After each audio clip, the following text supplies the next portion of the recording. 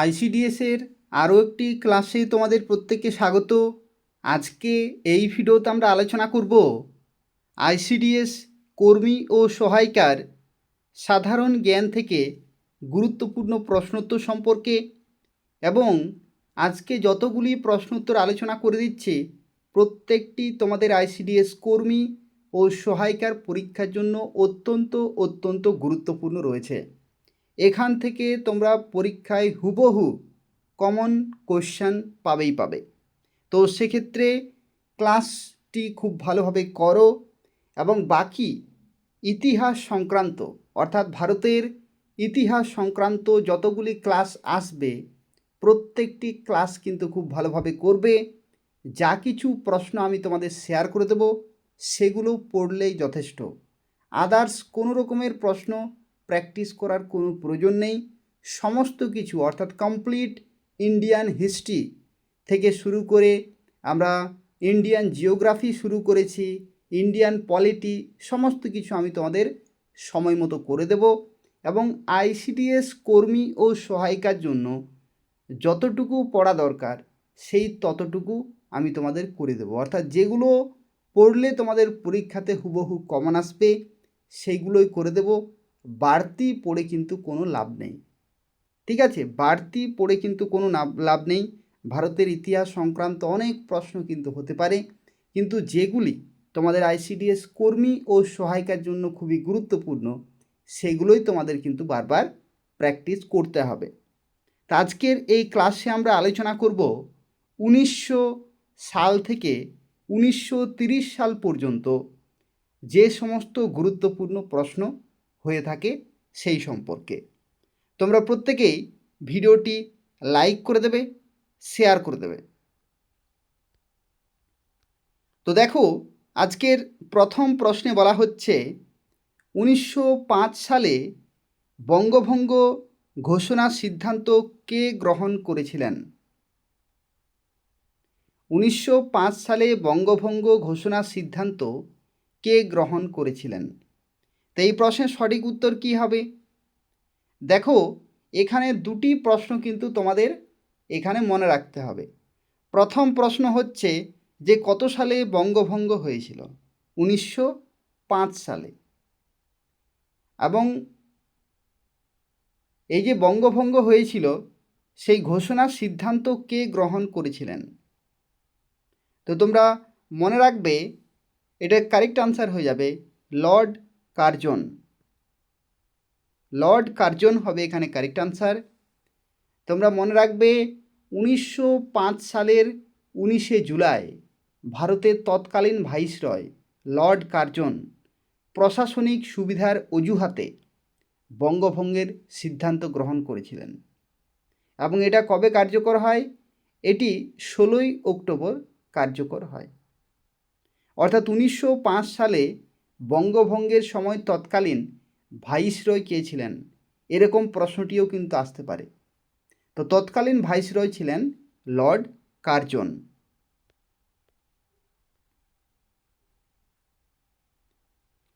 এরপর দেখো, পরবর্তী প্রশ্নে বলা হচ্ছে 1905 সালের বঙ্গভঙ্গ আন্দোলনের সময় রাখিবন্ধন উৎসব এর আহ্বান কে জানিয়েছিলেন? এই প্রশ্নটি আইসিডিএস পরীক্ষায় এসেছে এবং অনেকবার এসেছে। আইসিডিএস পরীক্ষায় এই প্রশ্নটি এসেছে এবং অনেকবার এসেছে, এটা কিন্তু অবশ্যই তোমরা মনে রাখবে। 1905 সালের বঙ্গভঙ্গ আন্দোলনের সময় রাখিবন্ধন উৎসবকে আহ্বান জানিয়েছিলেন। এটা সঠিক উত্তর হয়ে যাবে রবীন্দ্রনাথ ঠাকুর। রবীন্দ্রনাথ ঠাকুর। এবং তোমরা মনে রাখবে, হিন্দু ও মুসলমানদের মধ্যে প্রীতি, সম্প্রীতি এবং ঐক্য বজায় রাখার বার্তা দিতে বঙ্গভঙ্গ কার্যকর হওয়ার দিনে অর্থাৎ 16ই অক্টোবর 1905-এ কবিগুরু রবীন্দ্রনাথ ঠাকুর রাখিবন্ধন উৎসবের কিন্তু আহ্বান জানান।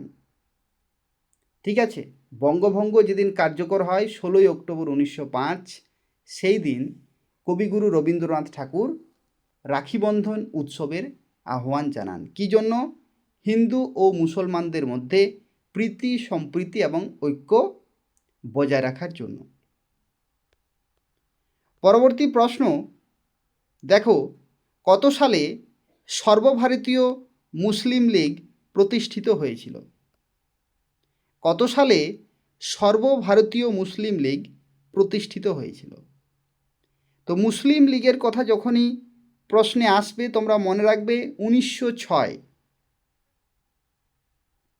1906, ঠিক আছে, মুসলিম লীগ 1906 সাল হবে এখানে কারেক্ট আনসার। এবং তোমরা মনে রাখবে যে 30শে ডিসেম্বর 1906 সালে ঢাকার নবাব সলিমুল্লাহ, আগা খান এবং মহসিন উল মুলকের নেতৃত্বে ঢাকায় সর্বভারতীয় মুসলিম লীগ প্রতিষ্ঠিত হয়। কত সালে? 1906 সালে। পরবর্তী প্রশ্নে দেখো বলা হচ্ছে 1907 সালে কংগ্রেসের কোন অধিবেশনে নরমপন্থী ও চরমপন্থীদের মধ্যে সুরাট বিভাজন ঘটেছিল? 1907 সালে কংগ্রেসের কোন অধিবেশনে নরমপন্থী ও চরমপন্থীদের মধ্যে সুরাট বিভাজন ঘটেছিল? তো সুরাট বিভাজন ঘটেছিল সুরাট অধিবেশনে। সুরাট বিভাজন ঘটেছিল সুরাট অধিবেশনে। 1907 সালে সুরাটে অনুষ্ঠিত জাতীয় কংগ্রেসের যে বার্ষিক অধিবেশন, সভাপতি নির্বাচন ও আদর্শগত মতপার্থক্যের কারণে কংগ্রেস নরমপন্থী ও চরমপন্থী এই দুই ভাগে বিভক্ত হয়ে পড়ে। কত সালে? 1907 সালে। এরপর দেখো পরবর্তী আরও একটি গুরুত্বপূর্ণ প্রশ্ন, 1908 সালে মুজফ্ফরপুরের বিচারক কিংসফোর্ডকে হত্যার চেষ্টা কে করেছিলেন? এটা আইসিডিএস পরীক্ষায় এসেছিল, তো সেক্ষেত্রে তোমরা অবশ্যই এটা 100% মনে রাখবে। 1908 সালে মুজফ্ফরপুরের বিচারক কিংসফোর্ডকে হত্যার চেষ্টা কে করেছিলেন?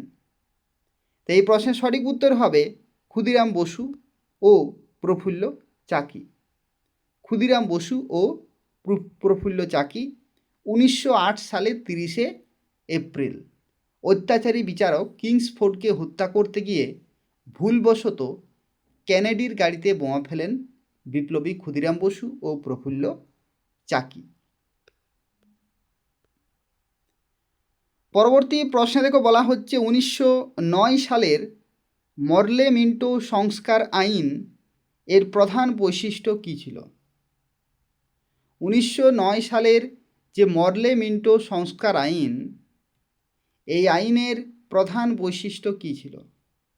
এটার প্রধান বৈশিষ্ট্য হচ্ছে সেপারেট ইলেক্টোরেটস, অর্থাৎ পৃথক নির্বাচন ব্যবস্থা, অর্থাৎ আলাদা আলাদা নির্বাচন ব্যবস্থা। এটাই ছিল মরলে মিন্টো সংস্কার আইনের প্রধান বৈশিষ্ট্য। 1909 সালের ভারতীয় পরিষদ আইন বা মরলে মিন্টো সংস্কার আইন ধর্মীয় ভিত্তিতে বিশেষ করে মুসলিম সম্প্রদায়কে পৃথক নির্বাচনের অধিকার দেওয়া হয়। অর্থাৎ যে মুসলিম যে সম্প্রদায়, সেই সম্প্রদায়কে কিন্তু আলাদাভাবে নির্বাচনের অধিকার দেওয়া হয়েছিল। কত সালে? 1909 সালে মরলে মিন্টো সংস্কার আইন বা ভারতীয় পরিষদ আইনের দ্বারা। পরবর্তী প্রশ্ন, কত সালে আনুষ্ঠানিকভাবে বঙ্গভঙ্গ রদ করা হয়েছিল? বঙ্গভঙ্গ রদ করা হয়েছিল কত সালে আনুষ্ঠানিকভাবে? তো দেখো এই প্রশ্নের সঠিক উত্তর হবে 1911 সালে। কত সালে? 1911 সালে বঙ্গভঙ্গ রদ করা হয়েছিল। 1911 সালে বঙ্গভঙ্গ রদ করা হয়েছিল। প্রবল গণ আন্দোলনের মুখে পড়ে 1911 সালের 12ই ডিসেম্বর দিল্লি দরবারে সম্রাট পঞ্চম জর্জ আনুষ্ঠানিকভাবে কিন্তু বঙ্গভঙ্গ রদের ঘোষণা করেন। এরপর দেখো পরবর্তী প্রশ্নে বলা হচ্ছে 1911 সালে ভারতের রাজধানী কলকাতা থেকে কোথায় স্থানান্তরিত হয়? এখানে এই প্রশ্নটির ক্ষেত্রে দুটি প্রশ্ন কিন্তু আসে পরীক্ষায়। প্রথম প্রশ্ন হচ্ছে যে কত সালে ভারতের রাজধানী কলকাতা থেকে দিল্লিতে স্থানান্তরিত হয়? কলকাতা থেকে দিল্লিতে রাজধানী কবে স্থানান্তরিত হয়? 1911 সালে। তাহলে দেখো আমি যেহেতু বলেই দিলাম, তাহলে কোথায় স্থানান্তরিত করা হয়? দিল্লিতে। অপশান সি হচ্ছে এখানে কারেক্ট আনসার। ঠিক আছে, অপশান সি হবে এখানে কারেক্ট আনসার। এরপর আমরা পরবর্তী প্রশ্নে চলে যাচ্ছি। 1913 সালে আমেরিকায় গদর পার্টি কে প্রতিষ্ঠা করেন? প্রশ্নটি আমেরিকা বাদ দিয়ে ডাইরেক্টও আসে যে গদর পার্টি কে প্রতিষ্ঠা করেন বা গদর পার্টি কত সালে প্রতিষ্ঠিত হয়েছিল? 1913 সালে। কে প্রতিষ্ঠা করেন আমেরিকায়? তো তোমরা মনে রাখবে লালা হরদয়াল। লালা হরদয়াল। অপশন এ হচ্ছে এখানে কারেক্ট আনসার। 1913 সালে যুক্তরাষ্ট্রের সান ফ্রান্সিসকোতে, সান ফ্রান্সিসকো যে শহর রয়েছে সেখানে লালা হরদয়াল, সোহন সিং ভাকনা প্রমুখ বিপ্লবীরা ভারতের স্বাধীনতা সংগ্রামের উদ্দেশ্যে গদর পার্টি প্রতিষ্ঠা করেন। কোথায়? সান ফ্রান্সিসকো শহরে। এটাও কিন্তু পরীক্ষায় আসে যে আমেরিকার কোন শহরে গদর পার্টি লালা হরদয়াল প্রতিষ্ঠা করেন? সান ফ্রান্সিসকো শহরে। এরপর দেখো পরবর্তী প্রশ্নে বলা হচ্ছে মহাত্মা গান্ধী দক্ষিণ আফ্রিকা থেকে ভারতে কত সালে চিরতরে ফিরে আসেন? খুবই গুরুত্বপূর্ণ একটি প্রশ্ন। মহাত্মা গান্ধী দক্ষিণ আফ্রিকা থেকে যে ভারতের আগমন, ভারতে যে তিনি আসেন এবং ভারতের যে বিভিন্ন আন্দোলন, সে আন্দোলনে যুক্ত হন, কত সালে ভারতে তিনি এসেছিলেন? 1915 সালে। কত সালে? 1915 সালে।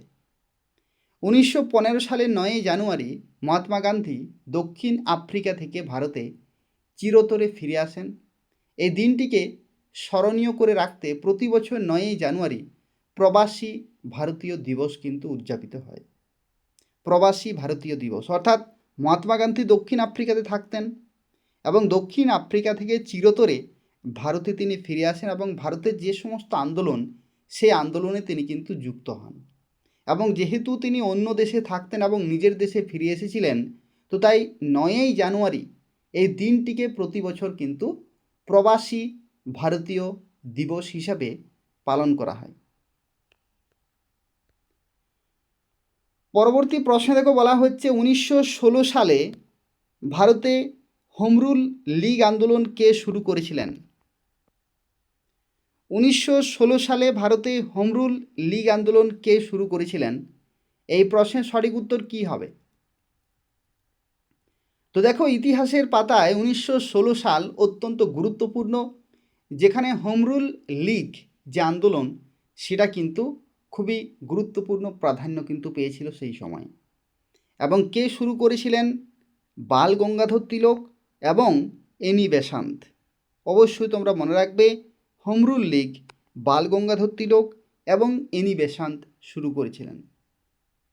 ভারতের স্বায়ত্ত শাসনের দাবিতে 1916 সালে লোকমান্য বাল গঙ্গাধর তিলক পুনেতে এবং এনি বেসান্ত মাদ্রাসে পৃথকভাবে হোমরুল লীগ গঠন করে আন্দোলন পরিচালনা করেন। এখানে একটি প্রশ্ন আসে, এই যে বাল গঙ্গাধর তিলক, বাল গঙ্গাধর তিলককে কিন্তু লোকমান্য বলা হয়। ঠিক আছে, লোকমান্য বলা হয় বাল গঙ্গাধর তিলককে। পরবর্তী প্রশ্নে দেখো বলা হচ্ছে 1916 সালের লখনৌ চুক্তি কাদের মধ্যে স্বাক্ষরিত হয়েছিল? 1916 সালের যে লখনৌ চুক্তি, সেটা কাদের মধ্যে স্বাক্ষরিত হয়েছিল? কাদের মধ্যে? জাতীয় কংগ্রেস অর্থাৎ ইন্ডিয়ান ন্যাশনাল কংগ্রেস এবং তার সাথে সাথে মুসলিম লীগ।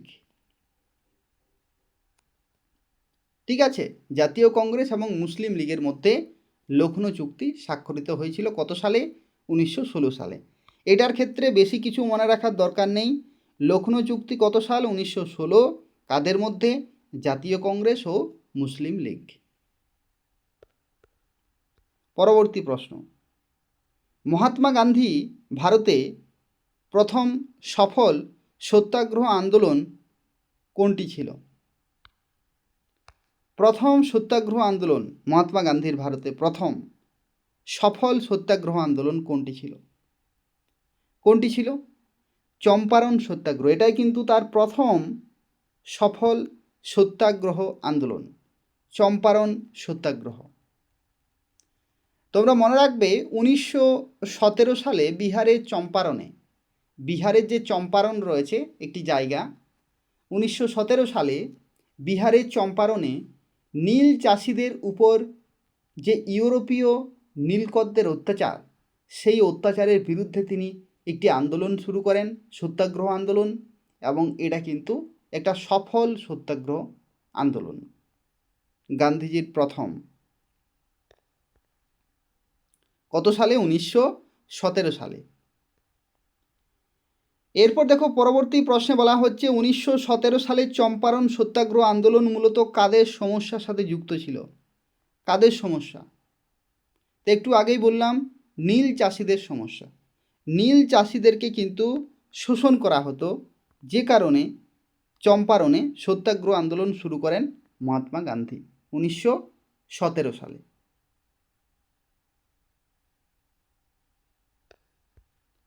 পরবর্তী প্রশ্ন, 1919 সালে ব্রিটিশ সরকার দ্বারা পাশ হওয়া দমনমূলক আইনটির নাম কী ছিল? 1919 সালে ব্রিটিশ সরকার দ্বারা পাশ হওয়া দমনমূলক আইনটির নাম কী ছিল? 1919 সালে কোন আইন হয়েছিল? 1919 সালে হয়েছিল রাওলাট আইন, রাওলাট আইন। ঠিক আছে, 1919 সালে স্যার সিডনি রাওলাটের নেতৃত্বে গঠিত কমিটি একটি আইন পাশ করে, যার মাধ্যমে কোনো রকমের বিচার ছাড়াই যে কোনো ভারতীয়কে গ্রেপ্তার ও বন্দি রাখার ক্ষমতা কিন্তু দেওয়া হয়। এটাই হচ্ছে দমনমূলক আইন। এটা কি? দমনমূলক আইন। কেন? কারণ কোনো রকমের বিচার ছাড়াই কোনো ভারতীয়কে কিন্তু গ্রেপ্তার করতে পারবে সরকার, সরকার অর্থাৎ সেই দিনকার ইংরেজ সরকার, এবং বন্দি করে রাখতে পারবে। পরবর্তী প্রশ্ন, 1919 সালের 13 এপ্রিল ঐতিহাসিক জালিয়ানওয়ালাবাগের হত্যাকাণ্ড কোথায় ঘটেছিল? এই যে জালিয়ানওয়ালাবাগের হত্যাকাণ্ড 1919 সালের 13 এপ্রিল হয়, এটা কোথায় ঘটেছিল? জালিয়ানওয়ালাবাগ কোথায়? তো জালিয়ানওয়ালাবাগ হচ্ছে অমৃতসরে। কোথায়? অমৃতসর। 1919 সালের 13 এপ্রিল পাঞ্জাবের অমৃতসরে জালিয়ানওয়ালাবাগে এক শান্তিপূর্ণ জনসভায় জেনারেল ও ডায়ারের নির্দেশে ব্রিটিশ সেনা নিরস্ত্র সাধারণ মানুষের উপর গুলি বর্ষণ করে, এবং তারা কোথাও না যেতে পেরে অবশেষে তারা কিন্তু মৃত্যুবরণ করেন। তো এই যে একটা মর্মান্তিক ঘটনা, এই ঘটনাই হচ্ছে জালিয়ানওয়ালাবাগ হত্যাকাণ্ড, এবং এটার বিরুদ্ধে গিয়ে রবীন্দ্রনাথ ঠাকুর কী করেছিলেন? নোবেল পুরস্কার, অর্থাৎ নাইটহুড যে নোবেল পুরস্কার, সেটা কিন্তু তিনি ত্যাগ করেছিলেন।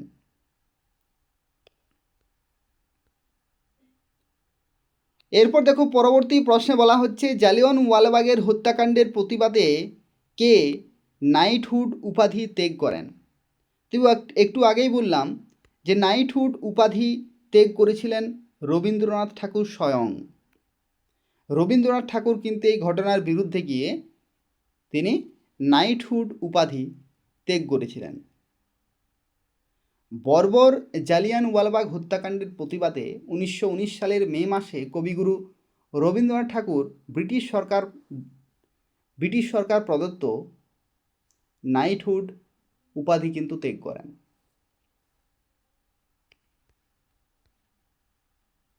পরবর্তী প্রশ্নে দেখো বলা হচ্ছে তুরস্কের সুলতানদের পদ রক্ষার্থে ভারতে যে আন্দোলন হয়েছিল 1919 সালে, সেই আন্দোলনের নাম কি? তুরস্কের সুলতানের পদ রক্ষার্থে ভারতে 1919 সালে কোন আন্দোলন শুরু হয়? তো সেই আন্দোলনের নাম হচ্ছে খিলাফত আন্দোলন। নাম কি? খিলাফত আন্দোলন। তোমরা মনে রাখবে প্রথম বিশ্বযুদ্ধের পর অটোমান সাম্রাজ্য এবং তুরস্কের সুলতানের, যাকে মুসলিম বিশ্ব খলিফা মনে করত, সম্মান ও পদ রক্ষার্থে ভারতে মোহাম্মদ আলী ও শৌকত আলী, কারা? মোহাম্মদ আলী ও শৌকত আলীর নেতৃত্বে খিলাফত আন্দোলন শুরু হয়। প্রশ্ন কিন্তু আসতে পারে যে খিলাফত আন্দোলন কাদের দ্বারা শুরু হয়েছিল? মোহাম্মদ আলী ও শৌকত আলীর নেতৃত্বে। পরবর্তী প্রশ্ন থেকে বলা হচ্ছে 1920 সালে নাগপুর অধিবেশনে কংগ্রেসের কোন ঐতিহাসিক আন্দোলন শুরু করার প্রস্তাব গৃহীত হয়?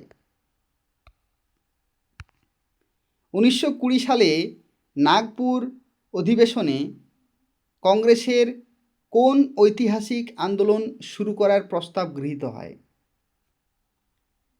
এটা সঠিক উত্তর হয়ে যাবে অসহযোগ আন্দোলন। কি হবে? অসহযোগ আন্দোলন। পরবর্তী প্রশ্ন, 1922 সালের কোন ঘটনার কারণে মহাত্মা গান্ধী হঠাৎ অসহযোগ আন্দোলন স্থগিত করেন? 1922 সালের কোন ঘটনার কারণে মহাত্মা গান্ধী হঠাৎ অসহযোগ আন্দোলন স্থগিত করেন? তো সেই ঘটনাটি হচ্ছে চৌরি চৌরা ঘটনা। কি? চৌরি চৌরা ঘটনা।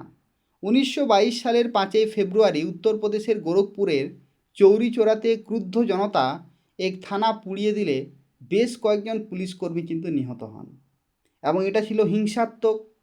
কিন্তু মহাত্মা গান্ধী সর্বদা কী চেয়েছিলেন? যে অহিংস পথে আন্দোলন।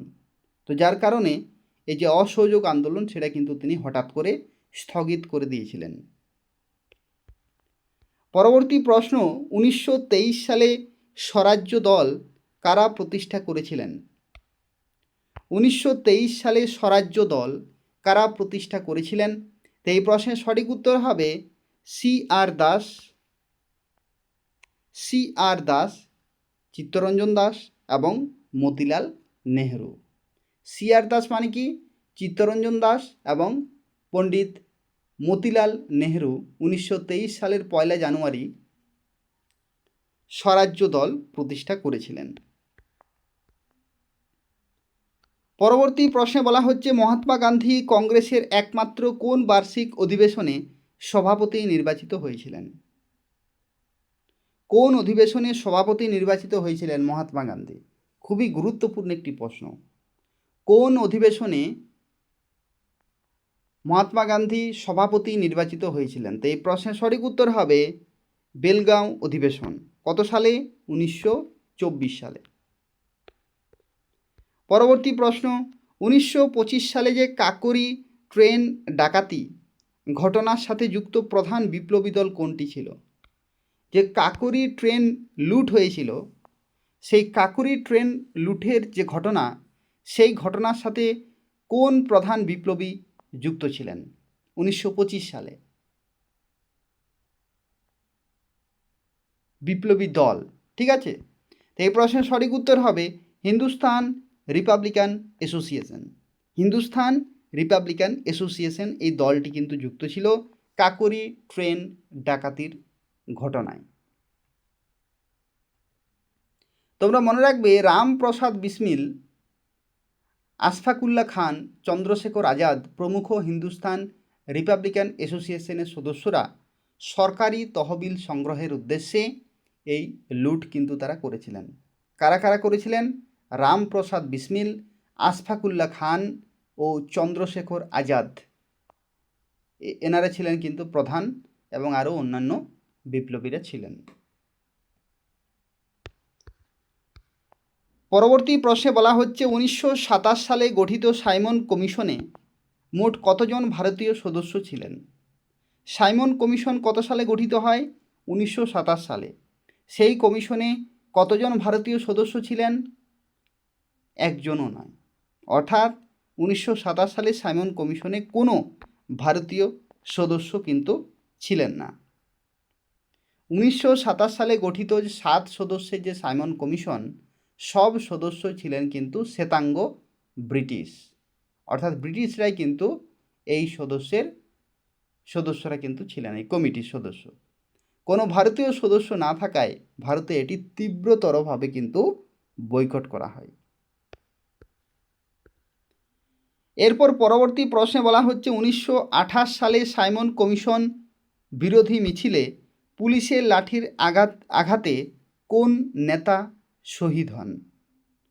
1928 সালে সাইমন কমিশনের বিরুদ্ধে পুলিশের লাঠির আঘাতে কোন নেতা শহীদ হন? কোন নেতা? এই চারটি অপশনের মধ্যে কোনটি হবে কারেক্ট আনসার? তো তোমরা মনে রাখবে লালা লাজপত রায়। লালা লাজপত রায় তিনি কিন্তু লাঠির আঘাতে মৃত্যুবরণ করেন সেই সাইমন কমিশনের বিরুদ্ধে মিছিলে।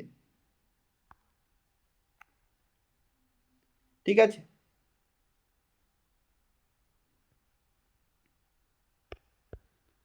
পরবর্তী প্রশ্ন 1928 সালের বিখ্যাত বারদৌলি সত্যাগ্রহ, খুবই গুরুত্বপূর্ণ। 1928 সালের বিখ্যাত বারদৌলি সত্যাগ্রহ আন্দোলনের নেতৃত্ব কে দিয়েছিলেন? কি হবে কারেক্ট আনসার? সঠিক উত্তর হয়ে যাবে সর্দার বল্লভভাই প্যাটেল। বারদৌলি সত্যাগ্রহ সর্দার বল্লভভাই প্যাটেল। গুজরাটের বারদৌলিতে একটা জায়গা রয়েছে, গুজরাটের বারদৌলিতে বোম্বাই সরকারের অতিরিক্ত 30% খাজনা বৃদ্ধির প্রতিবাদে 1928 সালে বল্লভভাই প্যাটেল সফল কৃষক আন্দোলন পরিচালনা করেন। এই আন্দোলনের সাফল্যের পরে বারদৌলির নারীরা তাকে সর্দার উপাধিতে ভূষিত করেন। এই যে আমরা বল্লভভাই প্যাটেলকে সর্দার বলি, এই যে বারদৌলি সত্যাগ্রহ, এই সত্যাগ্রহে সফল হওয়ার পরেই কিন্তু বারদৌলির নারীরা তাকে কিন্তু সর্দার উপাধি দিয়েছিলেন। ঠিক আছে, পরবর্তী প্রশ্ন কংগ্রেসের 1929 সালের লাহোর অধিবেশনে সভাপতি কে ছিলেন যেখানে পূর্ণ স্বরাজ প্রস্তাব নেওয়া হয়? খুবই গুরুত্বপূর্ণ এই শব্দগুলি, পূর্ণ স্বরাজ।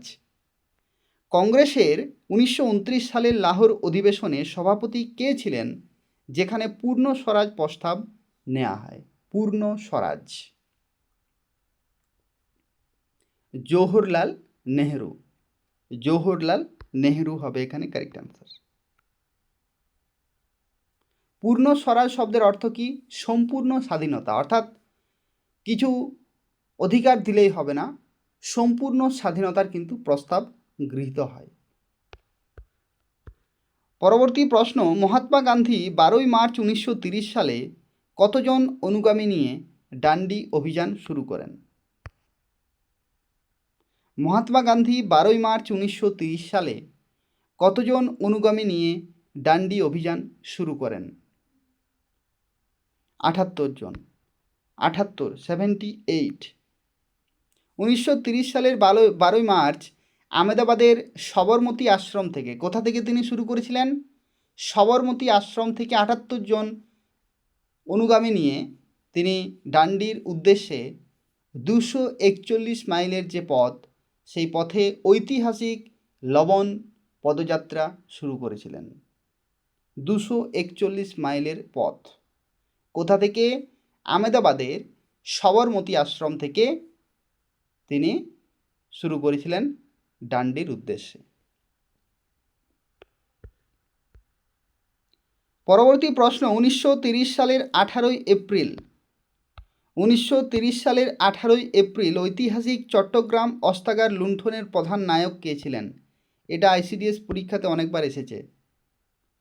ঠিক আছে, 1930 সালের 18ই এপ্রিল ঐতিহাসিক চট্টগ্রাম অস্ত্রাগার লুণ্ঠনের প্রধান নায়ক কে ছিলেন? কি হবে কারেক্ট আনসার? তো কারেক্ট আনসার হয়ে যাবে সূর্য সেন, এবং সূর্য সেনকে অন্য নামেও কিন্তু ডাকা হয় মাস্টারদা। ইতিহাসের পাতায় মাস্টারদা অর্থাৎ সূর্য সেন। 1930 সালের 18ই এপ্রিল বিপ্লবী সূর্য সেনের অর্থাৎ মাস্টারদার নেতৃত্বে ইন্ডিয়ান রিপাবলিকান আর্মি চট্টগ্রাম অস্ত্রাগার লুণ্ঠন করে এবং চট্টগ্রামকে সাময়িকভাবে ব্রিটিশ শাসনমুক্ত ঘোষণা কিন্তু তারা করেছিলেন। পরবর্তী প্রশ্ন 1930 সালে লন্ডনে অনুষ্ঠিত প্রথম গোল টেবিল বৈঠক কে বৈঠক করেছিলেন? কে বয়কট করেছিলেন? ঠিক আছে, দেখো এখানে কি বলা হচ্ছে যে 1930 সালে লন্ডনে অনুষ্ঠিত প্রথম যে গোল টেবিল যে বৈঠক কে বয়কট করেছিলেন? কে বয়কট করেছিলেন সেই গোল টেবিল বৈঠককে? কী হবে কারেক্ট আনসার? কে অর্থাৎ এখানে কোন দল বা কারা? এই প্রশ্নের সঠিক উত্তর হবে ভারতীয় জাতীয় কংগ্রেস অর্থাৎ ইন্ডিয়ান ন্যাশনাল কংগ্রেস দলটি কিন্তু বয়কট করেছিল প্রথম গোলটেবিল বৈঠক। 1930 সালে লন্ডনে অনুষ্ঠিত যে প্রথম গোলটেবিল বৈঠক চলাকালে ভারতে আইন অমান্য আন্দোলন চলায় জাতীয় কংগ্রেস দল এই বৈঠক সম্পূর্ণরূপে কিন্তু বয়কট করেছিল। তাহলে অপশান সি হচ্ছে এখানে কারেক্ট আনসার। তো এই হচ্ছে 30টি গুরুত্বপূর্ণ প্রশ্ন উত্তর তোমাদের আইসিডিএস কর্মী ও সহায়িকার পরীক্ষার জন্য। এই যে প্রশ্নগুলো রয়েছে এই প্রশ্নগুলো হচ্ছে ইন্ডিয়ান হিস্ট্রি অর্থাৎ ভারতীয় যে ইতিহাস সেই ভারতীয় ইতিহাসের 1900 সাল থেকে, কত সাল থেকে? 1900 সাল থেকে 1930 সাল পর্যন্ত বাছাই করা গুরুত্বপূর্ণ জেনারেল নলেজ থেকে কিন্তু প্রশ্ন উত্তর রয়েছে। এগুলো তোমরা বারবার প্র্যাকটিস করবে, এখান থেকে তোমরা হুবহু প্রশ্ন কিন্তু পরীক্ষায় পেয়ে যাবে। বাকি যে সালগুলি রয়েছে সেই সালগুলির প্রশ্ন উত্তর আমি তোমাদের শেয়ার করে দেবো সময় মতো। চ্যানেলটি নিয়মিত ফলো করতে থাকো, ক্লাসগুলো নিয়মিত করো, তাহলেই যথেষ্ট। প্রত্যেকটি টপিক, প্রত্যেকটি সেকশন, প্রত্যেকটি সাবজেক্ট সময় মতো আমি তোমাদের কিন্তু কমপ্লিট করে দেব। তোমাদের কাজ হলো প্র্যাকটিস করবে সময় মতো এবং মনে রাখার কিন্তু চেষ্টা করবে, ঠিক আছে? আর সময় মতো ক্লাসগুলো করবে, কারণ ক্লাস সময় মতো না করলে কিন্তু পরের দিন আরও বেশি ক্লাস হয়ে যাবে, তখন পড়াশোনার প্রতি কিন্তু মন আর বসবে না। তাহলে নিজের দায়িত্বে ক্লাসগুলো কিন্তু করবে, তাহলেই মনে থাকবে।